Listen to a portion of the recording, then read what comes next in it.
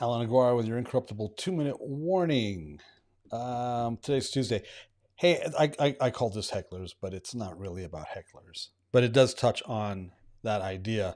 If you saw the Chameleon's Church show today, you know what I'm talking about. This might actually take more than just 2 minutes. My favorite thing about being a musician was releasing a record and reading the reviews about what these magazines or whatever reviewers thought about my work. Now, music is art. Art is subjective, right?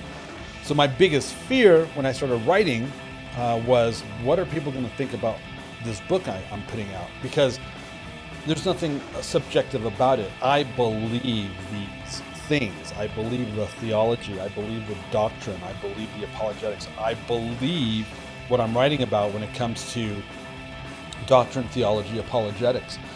There's nothing subjective about that. So any review regarding my belief system, that's different than whether or not you like my music or not. Whether or not you like my music or not, that's subjective. It's art. Kind of hard for you to, it's going to be difficult for me to have my feelings hurt, right?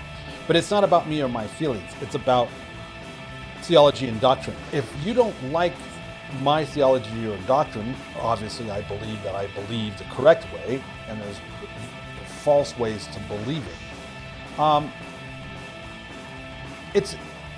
There should be a conversation, which is why you heard me say what I said this morning about somebody posting an angry face heckler, because I said something that upset this person. Well, I went back and looked, and I think they didn't like the word hell. I said, what the hell? And if they didn't like, people don't like my earrings. People don't like the fact that I listen to secular music. People don't like the way I keep the Sabbath. Well, we should have a conversation about that.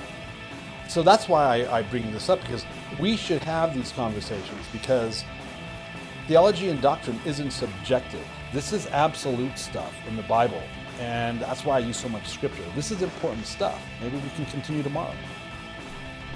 My time's just about it.